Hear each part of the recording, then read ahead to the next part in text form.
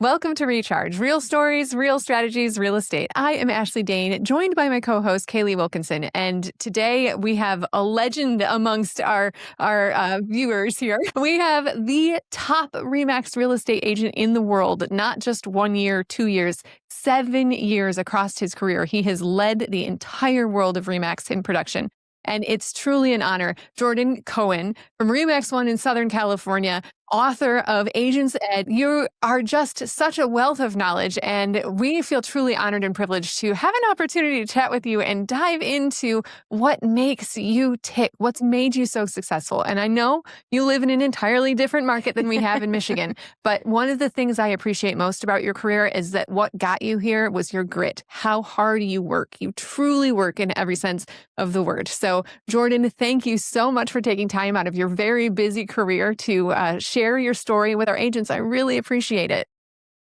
Honored and very grateful to be asked. So I'm Yes. beyond humbled by that. So thank you, and I appreciate being here and you guys asking me to do this. And I'm humbled that anybody even wants to hear what I have to say. So I'm Of grateful. course they do. They're dying to hear this. Is amazing. And Appreciate I it. will say we've had a few conversations before the podcast, and within minutes of talking to you, I know that what I'm about to ask you is outside of your comfort zone. You do not put your face on any of your marketing and promotions. You do not talk to the world about all of the amazing accomplishments that you've had in large part. But I also want to level set for our associates that'll be listening to this. And I don't want to make you uncomfortable, but the statistics are genuinely so impressive.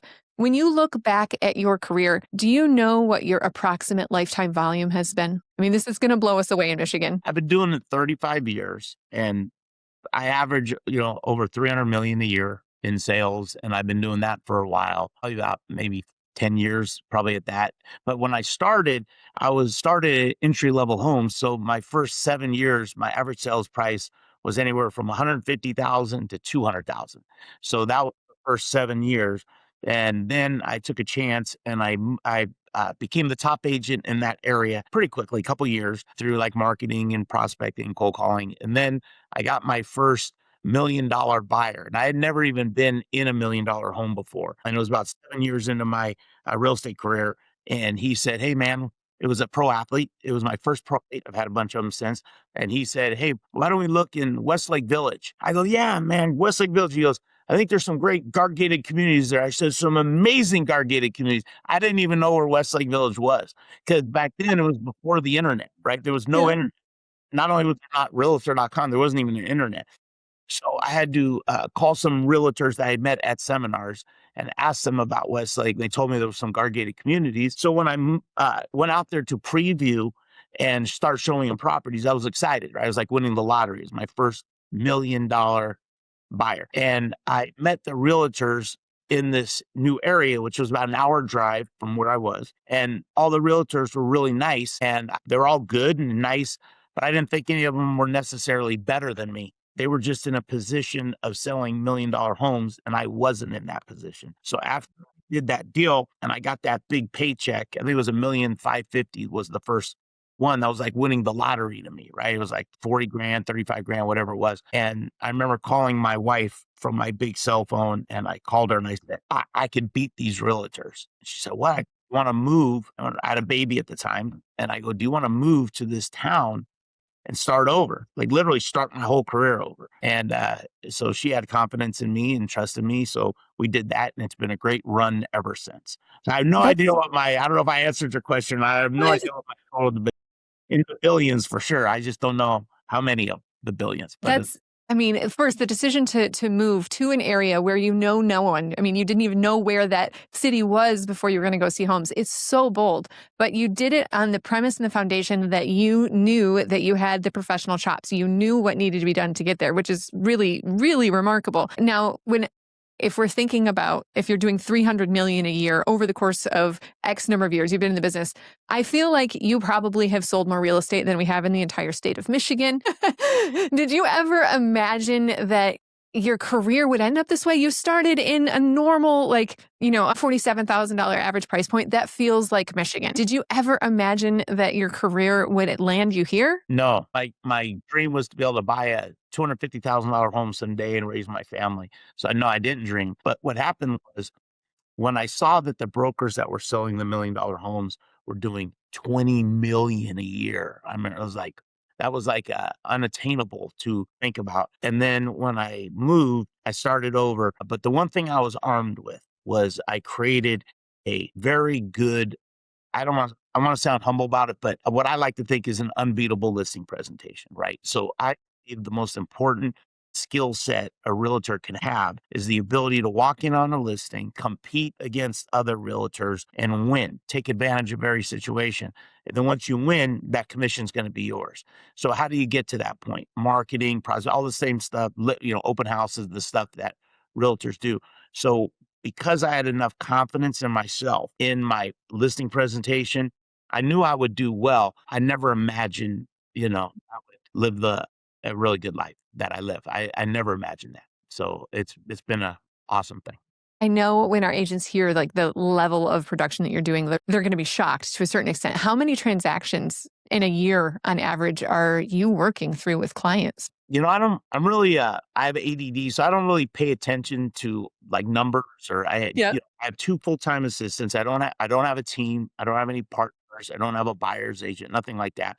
But I'm guessing around 40 to 50 a year, but they're big. Like right now I'm on fire right now. I'm killing it. And I think I have over 100 million in escrow right now, for real. Like I'm like on a heater.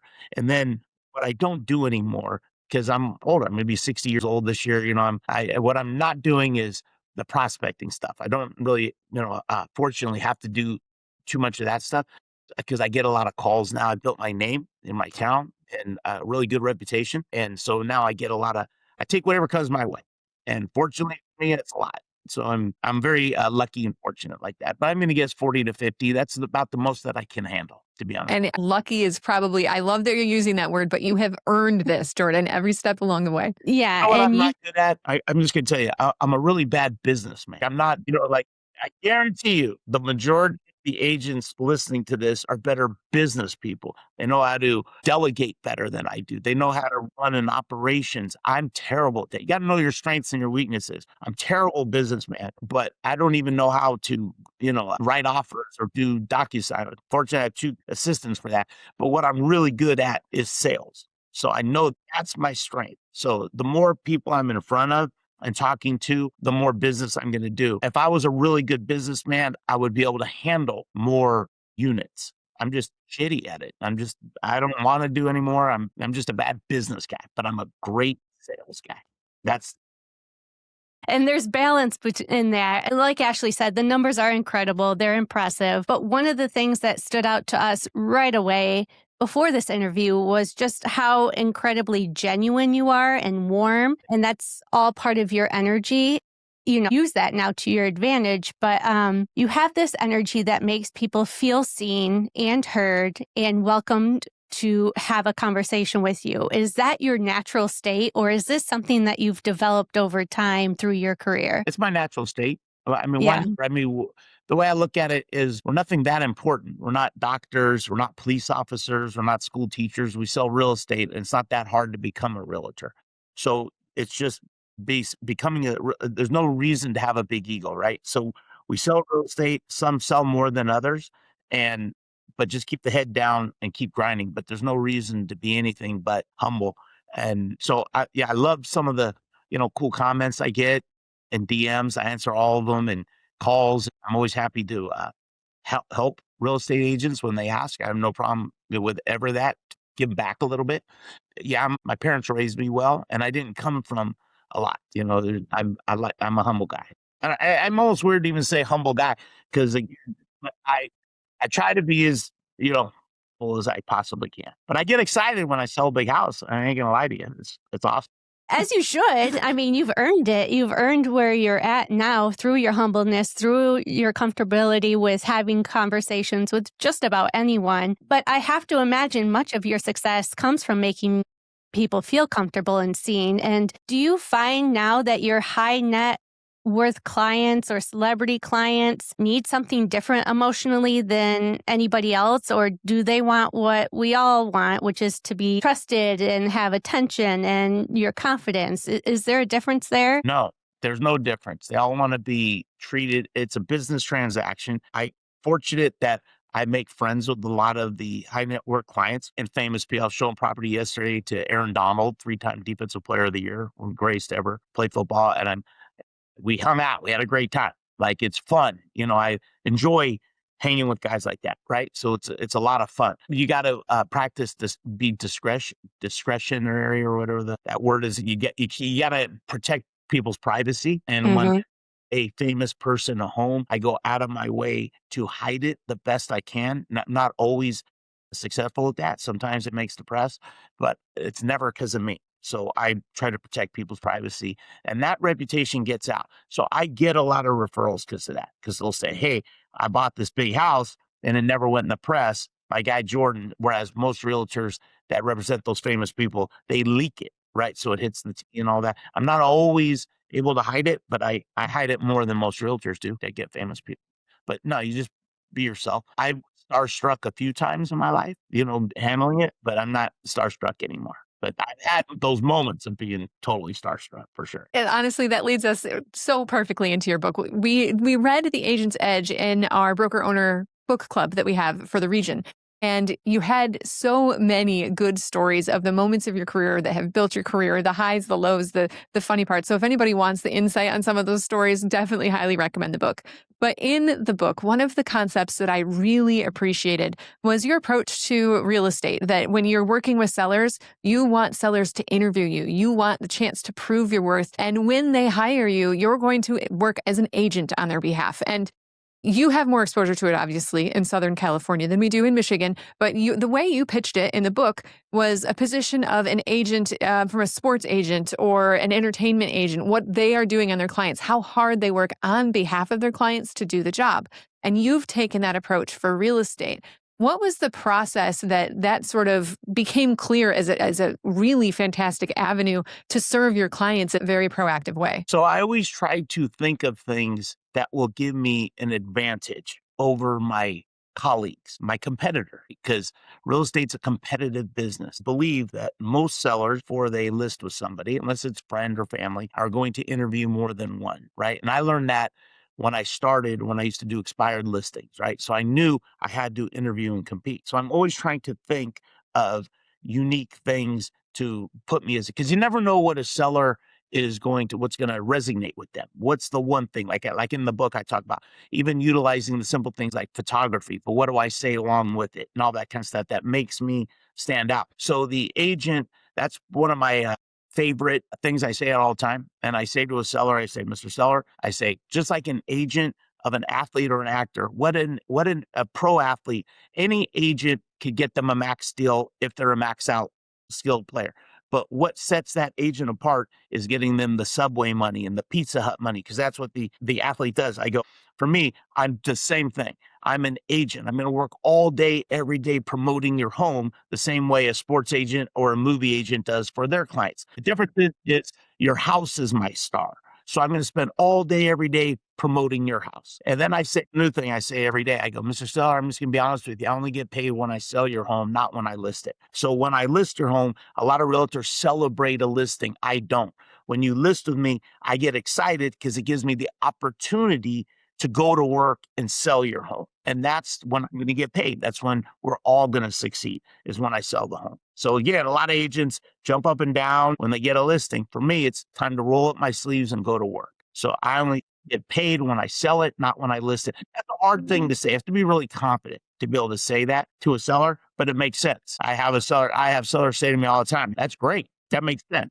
Like, we're on the same team here, right? Does that make sense? But my other great line is, Mr. Seller, let's understand one thing. I'm the CEO of the business of selling your home. My job is to curate the photos, write the language, handle the marketing. I'm the CEO of the business of selling your home. But make no mistake, you're the chairman of the board. I work for you. I understand the dynamic. You're the boss. I work for you, but there's a business aspect to selling your home, and I'm the CEO of that. I have to make sure everybody does their job, throw a title, and everybody does their job in order to close the transaction. So they like that because I put my ego behind me. I make sure they know that I work for them.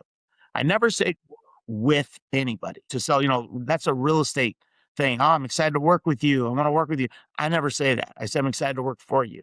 Every text I do is thank you for the opportunity to work for you. It's the first thing I say before I go on an interview. Sir Johnson, I appreciate the opportunity to interview for the job of working for you. And people like to know that because it's true. We do work for people. We don't work with a seller. We work for them. And just sometimes they'll say, no, you're working with me. And I say, I appreciate you saying that. But in reality, you're paying me, which makes me working for you. And that's a good thing to say to people. Differentiator. I mean, it's just the difference of one word, but the meaning behind it is so powerful. And honestly, I'm sitting here and it reflects when you say that you're a good salesman, you are not lying because you are not only saying what you're going to do during your listing presentation, not what you're going to do just to sell the house. That entire time during this interview, you've set that up as a verb that you're selling yourself to them and they can choose to hire you or choose not to hire you. And here's every reason why you should. I mean, is that's very unique from what I've seen in my real estate career. Has that really set you apart in the industry where you're located? Yeah. I believe interviewing, like I said it a little bit earlier, is the most important skill set a realtor can have for a few reasons. So obviously to win the listing, but even if I don't need to interview, right? Fortunately for me, I get a lot of, we call them come list me's, right? Where they call me and say, hey, you're going to be the guy, you're number one in my area. I'm number one in the county, all brokerages. And so I'm very fortunate that I get those calls. Hey, we want you. Right. That's another thing I say. Depending on how confident I am at that moment, I'll say to a seller, I go, let's be real. I get it. I don't want you to want to hire me.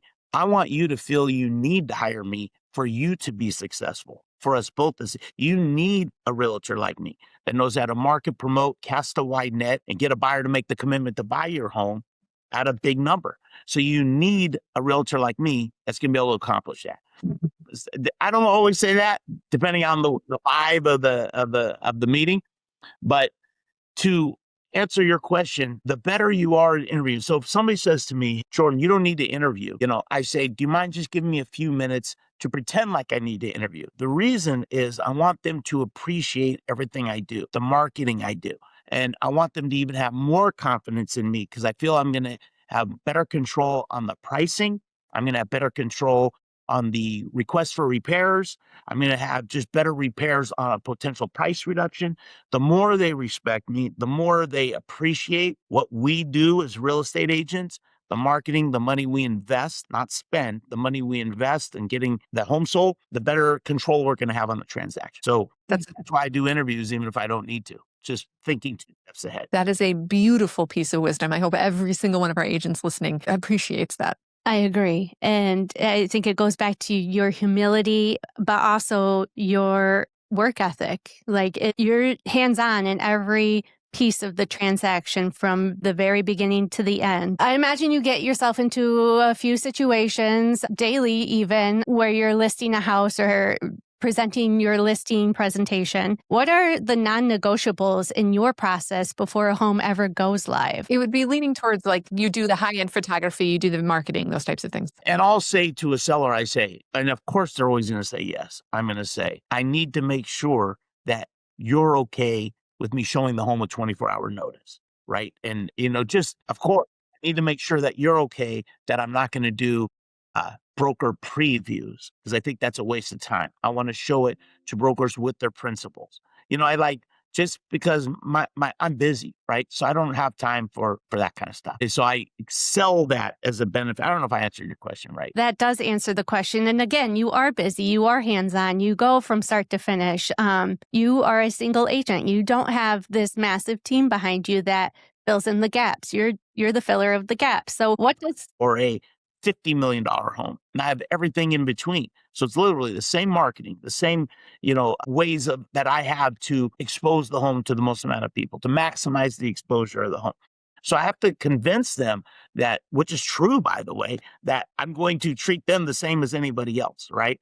But every day I have to prioritize my time. So I have 2 excellent assistants. These worked for me for over 20 years, Addison for over 8. So they're great at doing the contracts, the paperwork, the disclosures, and I try to free up my time for showings. So if I have a listing appointment and it's at 1:00, and somebody calls me and says, Jordan, and this is my buyer is this, he's the CEO of this, and we need to get into your listing at this time, I'm going to move my listing appointment. So I make sure sellers know my number one priority all day, every day is to be available to show their properties, because I don't have key safes unless it's like vacant, lower priced home. I don't even know if I have a key safe. I'd have to ask Christy. Everything is shown by appointment only. So all my listings show. So that's my number one priority all day, every day. But I have language for all that stuff that I came up with. And that's a whole other podcast, like to get into seminar format, right? You know what I mean? Yeah.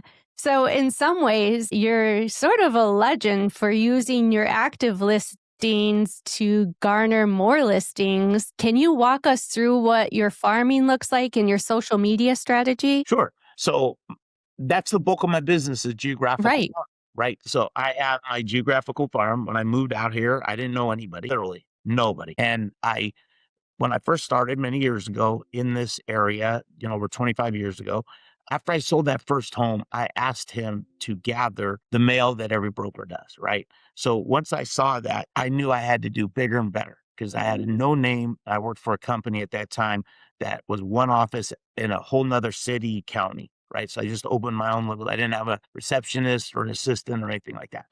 So, but I met with my printer and I upped the game. So I came up with some creative marketing and creative mailers, and I still do that. So in my geographical marketing area, I think I have around 1,500 homes, and I hit that marketing hard. So that I believe I know like trainers, I'm not a trainer by any means, but I know trainers say, don't take a geographical farm because it costs money.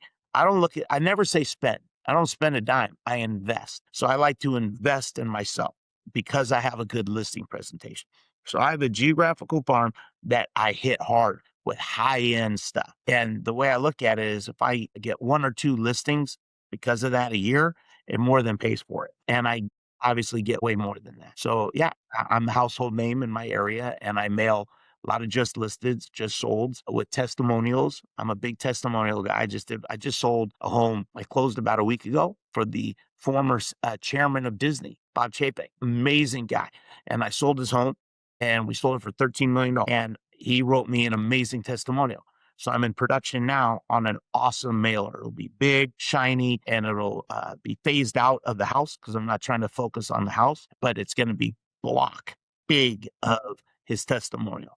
The way I look at testimonials on a mailer is if an NBA player gets paid to wear Nike and you could get a great testimonial from a neighbor or a well-known person in town, and they could say something like, we interviewed multiple agents. We went with Jordan, did an amazing job. He exceeded our expectations. We highly recommend him to other brokers. That's a good thing to put on a mailer. You do enough of those, soon you're going to be the guy.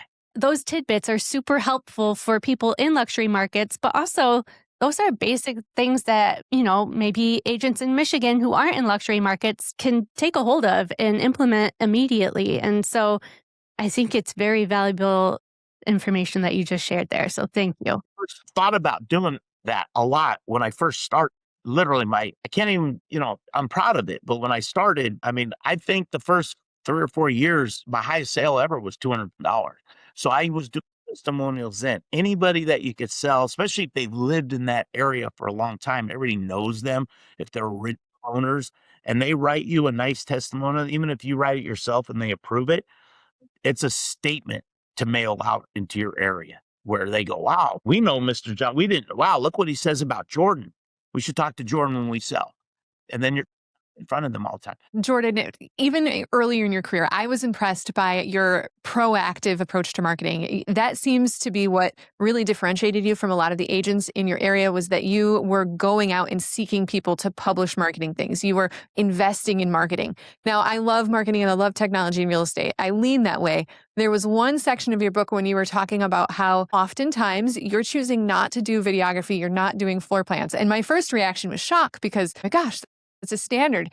But then you kind of won me over because you started to talk about why you feel that way and the disadvantages of having some of those pieces. Now, instead of me telling that story, can you kind of explain that in your own words of why you choose to present some of the features of the house in person rather than using technology? Well, I'm just now starting to do some videos, right? I do some depending on the home, but I look at, I've already said this a few times as far as investment, right? So everything that comes out of my checkbook has to, in my mind, be a way to get more business from it. So doing floor plans, for example, although a seller likes it, you're not going to get new listings because of it, in my opinion, right? So for me, that was just something I didn't want to spend money or time on to do a floor plan, right? Videos at the time was the same thing. It was just time going there for 3 hours, having my assistant go there, and I wasn't getting listings from that. But that's kind of changed a little bit with social media, right? So now you could do a super cool video. I don't do selfies. I don't do selfie video. I don't do tours. It's just not my thing. I'm not looking to be in front of a camera. I'm not really trying to, and I say this to a seller too. I don't, yeah, when you mentioned I don't put my pictures on things like that, I say that. I say, Mr. Seller, I only get paid when I sell your list. I'm not trying to sell myself. So I'll show them something and saying, my goal, everything is I want focus on your home. A lot of brokers fill up a mailer, half of it on them or on a video. It's all about them. I'm not doing that. I'm only get paid when I sell your home, not when I, so I use all the things that I do as a positive. I'm not saying that's a bad thing to do because doing videos is great if you're good at it. I think the goofiest thing is every real thinking they need to be funny. I don't even notice that. Like it drives me crazy when every You're real not gonna be dancing on TikTok? it's so fucking goofy. Every realtor in my town thinks they have to be funny to try to go viral or whatever, and they're not funny. It's okay to be professional, to be classy. So I like to think, my shit, my listings are the way I present them are very classy and professional. I don't Yes. try to be funny, even though my wife thinks I'm funny, but I don't try to be funny on Yeah. video. That's not my brand, so to speak, right? Yeah. As a comic. My brand is to be classy and professional and represent my listings in a wonderful, classy way. Another talisman of just how hard you work to work on behalf of your clients, you do your showings in person. If buyers want to come, they can come with their agent, and you're going to personally show that listing in that home. That's a very, in our area, of not even unique. I would say that's an incredible outlier. What is the advantage for you to do that? Okay, that's a great question because it wouldn't matter what price point. So even if my prices were, I call it career building, right? So let me give you the foundation for that. So if you have time to show listings yourself, your sellers are going to love it because I have language for that. I'm going to screen and vet every buyer that comes in your home. We're going to make sure they're not only financially qualified, but we're going to make sure that the house checks boxes. And I'm going to pre-sell them. I'm going to know what the buyers are looking for. So if I hear in advance that they want the pool and grassy yard for the kids, while I'm showing it, I know that in advance, even if it's another broker showing it and I screen that broker, what exactly is your client looking for? So when I'm showing it, I'm selling your house. Know in advance that that's important to that buyer, the pool and the grass. So I'm going to show it. I'm saying this is rare and unique to have the pool and the grassy area because I know in the back of my mind that's what the buyer's looking for.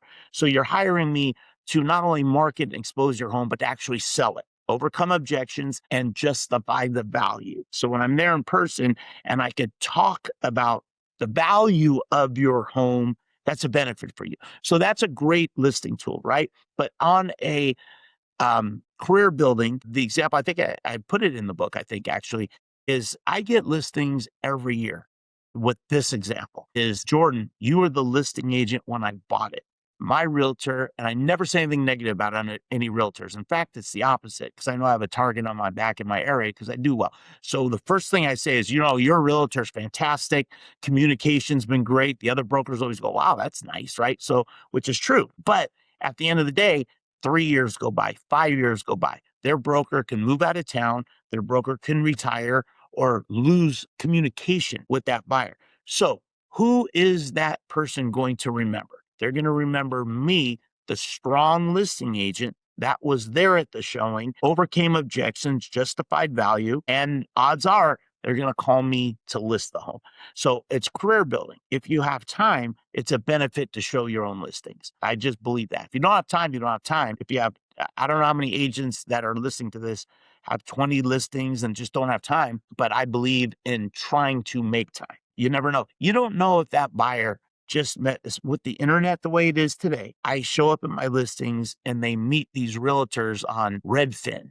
And the buyers, the agents there don't even know the buyers. And I'm there and I'm doing my thing. Well, I also get listings where those people meet me and then they call me and go, I just met this guy, but man, you're fantastic. We're going to be selling our home. So call me. So I look at every showing almost like a listing interview, opportunity to see me, meet me, get my personality, and see that I'm good at this. So I recommend everybody, if you have the time, to try to show it. And if you can't, you can't. So This even if is I had a key safe, my recommendation, I'm talking a lot because I just had a venti coffee at Starbucks early where I am. So I would, if I would recommend to agents, 'cause I get asked this, I would say, if you have to put a key safe, put the key safe, but kind of hide it. Don't just put it on the front door and put in the MLS shown by appointment. So the broker on your listing interview, you could say, we're going to have a key safe, but I'm going to make sure everybody calls me first so I could promote your home. I could tell that broker or, the broker all the highlights. I could tell that broker, don't forget about the storage in the garage. Don't forget that. So the sellers go, yeah, I love that. And then I make sure that the other brokers know before they come in. Don't forget that there's lazy Susan cabinets in the kitchen. So I'm going to tell the other broker all about it. And then I'll tell the broker what the combo is or where the key safe is. So I think that gives you an advantage. And I would say if I had key safes, but if I have the opportunity to be there myself, to open the blinds, turn on the light, I'm going to be there every opportunity I can to be there myself. So I you're love it. checking both boxes there. That's what I would Yeah. recommend to an agent. That's great. And now, Jordan, you have made a very deliberate choice throughout the years to maintain a single agent status. Why? Like, what is it about being a one-man band that attracts you? I'm a terrible businessman. I mean that. Not good. I'm a great sales. I don't want to babysit other realtors. I don't want to worry. I'm downplaying it. I'm obviously not a terrible business guy, but I have no desire to babysit other realtors or, I should, if I wanted to do that, I would have, opened my own company 20 years ago, right? Hmm. I like kind of just doing my own thing where I can come and go when I want and not get a call at 9 o'clock from another agent saying, my client doesn't know what arbitration means. What's it? I have no desire to do that. I do well enough on my own that I'm okay. I don't want to worry about other people, but I know I'd make more money if I did. Because in my town, everybody says, if you ever start a team, can I, which I get that. They get luxury and they would get celebrity cachet, athletes and stuff like that. So just not for me. But I So, think it's great for others that have that yeah. that are wanting entrepreneurship and wanting to start a team. There's nothing wrong with that. It's just not for me. What do you think you gain by being the main point of contact, both from a client's perspective and from other realtors in your area? What do you think you gain by handling all yourself? Well, no realtors I compete with could ever say, if you list with Jordan, you're never going to talk to Jordan. If you list with Jordan, his other people are going to manage your listing. So I eliminate that objection with my competitors. And I don't know, like what else. I like being by myself. I have Yeah. two great assistants that handle all that part of real estate transactions. Like, honestly, I don't even know how to write an offer. I haven't written an offer since it went to the computer. I'm the old days, sign here, press hard, third copy's yours. So grew up with that aspect of it when you wrote one-page contracts. So all the new stuff on the computers, obviously I can learn it. I don't want to. So I have two great assistants that I could call at any time and tell them the numbers of what to write, and then they handle all of it. I guess I'm buying myself some more free time. Good for you. Maybe so. But I also think from a client's perspective, knowing that you have your hand in every aspect of the process Yeah. is reassuring and develops that relationship with you even further and deeper. And again, you're working with high-end clients. And so I think that's their expectation. And to be able to deliver that and then some speaks for itself. So well They done. deserve to be able to talk to me because I'm gonna, I'm gonna know what's going on better than somebody else. So yeah, all my clients call me, but I don't put my cell phone in the MLS. I don't put my cell phone on any marketing or any mail or on my website. My cell phone is nowhere because then I would have no life. So I have a direct line to my office, and it says very clearly in the MLS the showing phone number is an office line only. do not text. People still text it. And they say, I've been trying to text you and you can't. So the only people that get my cell phone are other brokers that I'm in deals with and clients. Because otherwise I would have no life. I don't want to get a call or a text at 9 o'clock at night from a broker, asking me if somebody would take $1 million on a $2 million house. So all the questions we get asked every day, silly questions, go into voicemail. So I kind of juggle time, I guess, is try not to waste time. Yeah. I know most realtors put their cell phone on everything, which is great, right? You want to be accessible, I guess, at all times. You never know if a buyer's going to call you. I don't want to do that. So I put everything into my office line. Sounds like a great life choice. That's cool. I know that, but it's No, just me. no. It's Uh, quality of life. I commend you for that. I get 100 calls a day. I couldn't imagine if my cell phone was so out there. My wife would be, if that was the case, right? So I know that you're getting agents reaching out and asking you questions. They want to learn from you. And it has to probably over the course of your career, it's just probably been a surge of this to the point where at a certain point you decided that you were going to write a book. And I really appreciated the book because you opened up your business plan. It was sort of a manual of how did you build your career and how did you get here? How did that book come to be? What was it like, the writing process?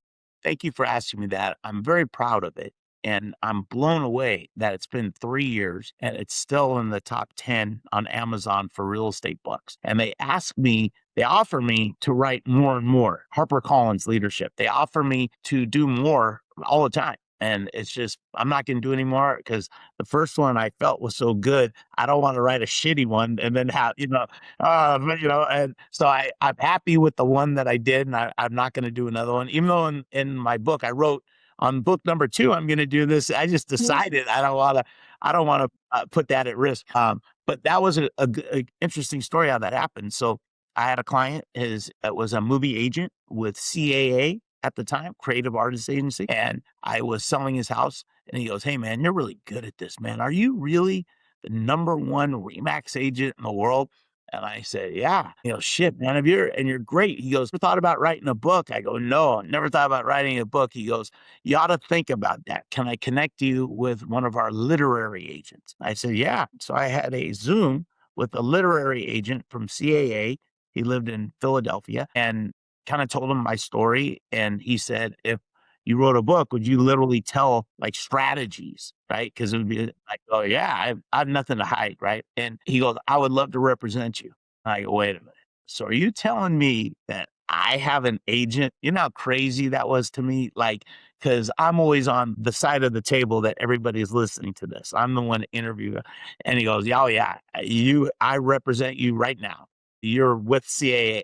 And man, that was a really proud moment, right? I was really excited to tell my wife that. Then the work came into play where you do a outline of what the book would look like, chapter by chapter. And you write this up in 2, 3 pages. And that was hard to do. So I wrote that. And then the agent takes that and shops it to all the publishers. And I had multiple offers, like on a house from all these publishers. And I chose HarperCollins because the name was so cool. That was an ego play, right? I probably got offered more money to do it with some other publishers that didn't have big names, but I wasn't doing it for the money, even though I got paid and everything. Wasn't gonna change my life. So I just thought it would be really cool to say HarperCollins is my publisher. So then I wrote the book with a collaborator, not a ghostwriter, big difference, with a collaborator, and I had hundreds of recorded Zooms with them. And I changed every line on that. And then it came out, and fortunately, it was a big hit, and I'm very proud of it. What makes me very excited is almost every day I get a direct message or a call or an email from a broker all over the world that calls me and says, "Man, I just got one that's from a guy, I think it was in Texas, and he said, I was 0 for 9 and I didn't get one listing. And I read your book," somebody told me, "and then I listened to it, and then I read it again, and now I've gotten 3 listings using all your What a language." testimonial. Yeah, no, oh my God, I almost cried. He goes, "You've changed my life." So I get things like that, and it's the most awesome, humbling feeling in the world to know that my strategies work for, help other people. So it made me feel really good. So I want to kind of turn gears here and talk about like different advice that you would give to different agents. So if you're okay with kind of rounding out the show that way, is Love that good? So look, Okay. let me just tell you the best advice that I could give to any real estate agent, and I talk about it in the book, I talked about it a little today, is to really make sure you're confident in your listing presentation. Practice it all day, every day with another realtor in your office, every free minute you have, because confidence is contagious. Excitement is contagious. If you're excited about your listing presentation, you're going to win more and you're going to make more money. If you're not confident in your listing presentation, you're in the wrong business, because this business, you have to be able to compete and win to take advantage of every situation. Whether your goal is to sell one home a year or 100 homes a year, your real goal should be to at least take advantage and win every opportunity. So create a presentation. I like to think my book gives some pretty good starter tactics to that. Practice it, because if you're great at it, it's going to create more opportunity. You're going to talk to somebody at an open house. And if you use the language I used to use when they come in and out, and quick question for you, are you planning on selling before you buy, or are you going to buy before you sell? And then stop talking. And then if they say, oh, we're going to buy before we sell, and then you say, that's great. Quick question, are you going to be interviewing agents for the job of selling your home? And if they say, as a matter of fact, we are, or if they say, well, we already got somebody, whatever their answer is, and you say, I'd love to interview for the job, no obligation, interview me. Give me 20, 30 minutes to kind of show you what I do bigger and better. The job of a realtor is to maximize the exposure of your home, to get as many people as possible to become aware of your home, taking those leads and contacts and getting them excited, getting them to see your home, overcoming objections, justifying the price, and getting them to make the commitment to buy your home. Can I interview? Say language like that, and it's only going to come out fluent if you practice it. But if you don't even have confidence in your presentation, you're not even going to ask for the interview. Because if your only presentation is, I sold 3 homes last year and I work for Remax, you're going to be in a pickle. So it's okay if you only sold 3 homes last year. The key is getting them to see what you're going to do for them, right? You know what I mean? Like I even say that now. I say, it's not about what I've done in the past. I'm proud that I'm #1 Remax agent in the world. I'm proud I'm #1 in my county, but don't list with me because of that. List with me because what I'm going to do for you. That's all they really care about. And they say, wow, that's awesome. What are you going to do for me? And then get into it. Photos, print, social media. So if you have a great presentation, it's going to create more listing opportunities. So that's the best advice I could give, is to increase skills. I know brokers say, get on social media, do all that. Be funny on all that stupid bullshit. All that. I'm not saying that's a bad thing. I'm just saying, if you're a great real estate agent, when you're showing a property, be confident. That's just show the property, take them on the tour. And the other advice is real. Show homes yourself if you have the time. You don't know if that's going to lead to a listing in 6 months or a year, or right then, where they meet you and then they call you and go, I don't even know my own. I met them on Redfin or on Zillow, but we have a home to sell. And you were fantastic when you showed that home. Can we interview for, that kind of a thing. So it's a good opportunity to do that. So I don't know if that's advice other agents do, but that's what I do, and it works. Jordan, cannot thank you enough for this conversation. Your career is absolutely extraordinary, but to get to know the person behind the legend, to understand what your essential formula is, the confidence, the marketing, that you work hard, and that this career that you've built has happened because you've been very strategic about what you do. You've been very tactful in your approach to sellers to get more listings, to build your career, to have the opportunity to kind of share that and open it up with all of the agents and brokers in our region is just phenomenal. Thank you so much for your time today. Truly appreciate it. And for those of you that have joined us today, if you love this content, please share it with the agents around you. Make sure you subscribe to Recharge. We continue to have these conversations to help give you the building blocks to build your business. Thank you for joining us.